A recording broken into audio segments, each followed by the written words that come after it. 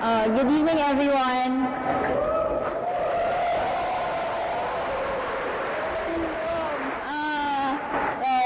First of all, we're very sorry for not bringing home the crown.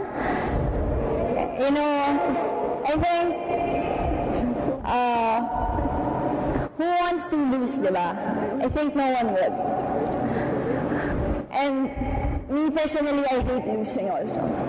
But as a matter of fact, na-change na yung fact, na-change na yung, that's why I hate losing. Why do I hate losing? Because I feel like no one will love me. I feel like no one will accept me. I feel like no one's there after you lose, diba? But I'm really happy, the team's really happy that everyone's here. Win or lose, it's the school we choose, diba?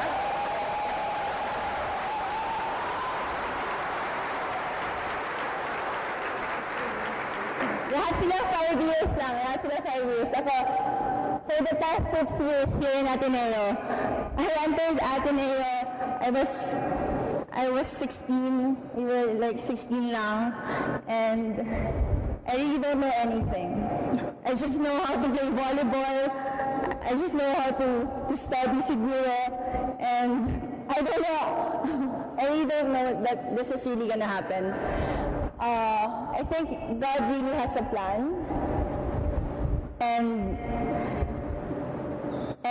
you know, and it's so fast that the 6 years and the three of us, Dan and Isay, are saying goodbye to the Ateneo community. But, you know, sobrang takot na takot ako when I entered into Ateneo 6 years ago. Pero because of my teammates, because I love the sport, because my coaches challenged me, and it is my pride. It is my pride to wear an Ateneo jersey and represent the school.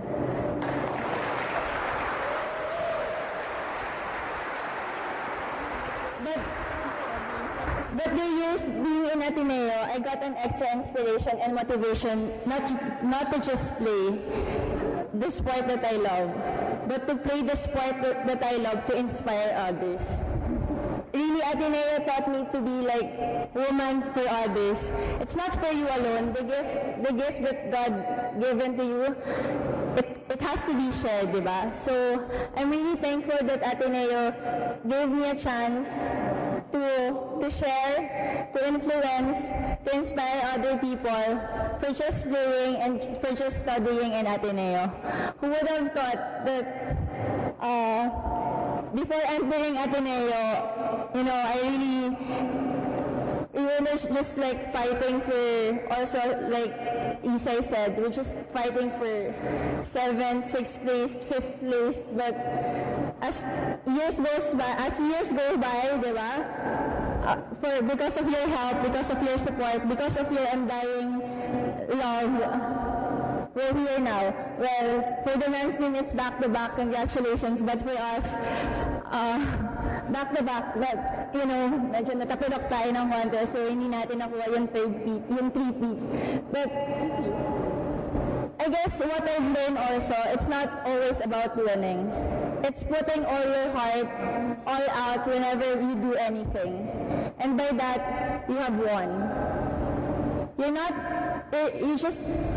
Everyone wants to win, but it is the journey. It is the people who's gonna be with you all throughout. And you guys are here, I guess, win or lose, diba? Tayo yung magkakasama. There are challenges, but still we love each other.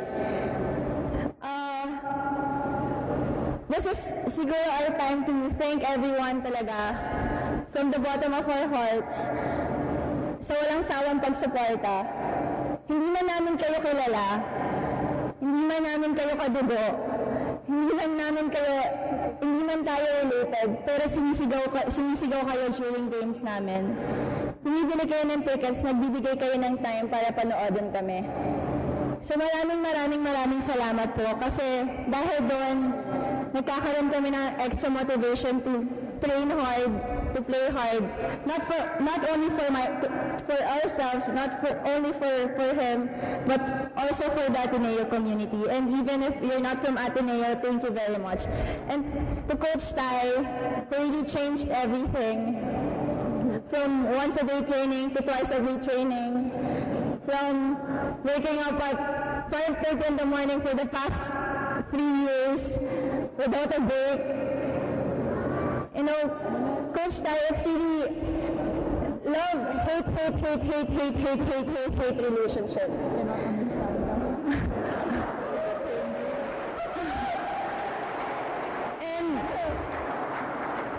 And you know, just to be clear, never siyang nagtiwala sa amin. No, I'm kidding.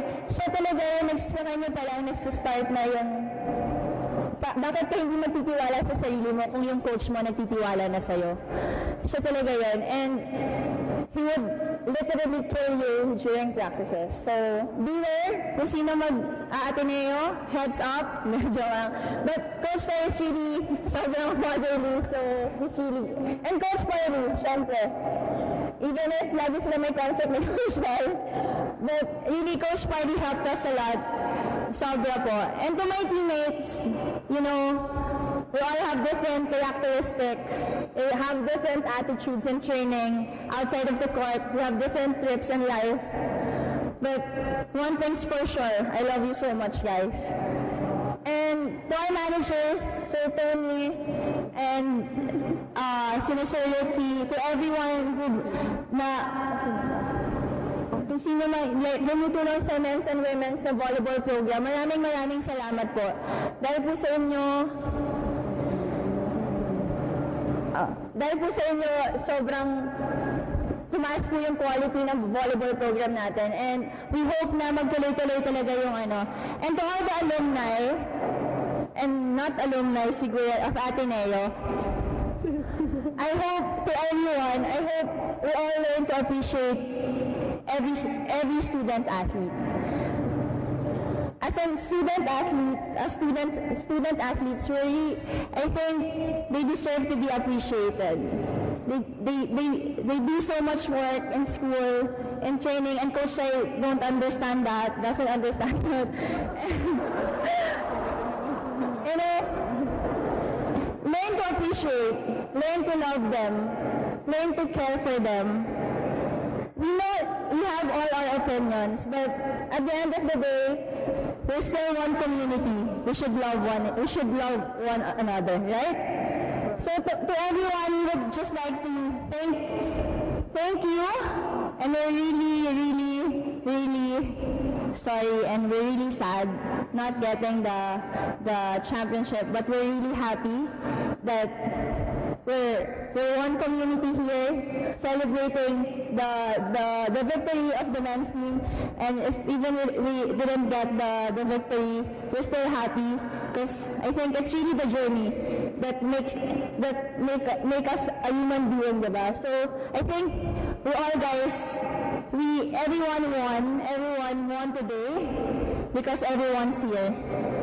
With all the love, with all the praises, diba? So, but it will not end here, diba? So, we're just gonna say our goodbyes, but another generation will live up to lahat ng pinaghirapan ng team. So, good luck to all the athletes, and congratulations to all the athletes, and good luck to the football team on Thursday. And guys, we love our dad, we love our daughter, but most of all, we love each other! Thank you so much! I'm Alyssa Valdez from Ateneo, and I'm signing off! What can I say? Phenom out!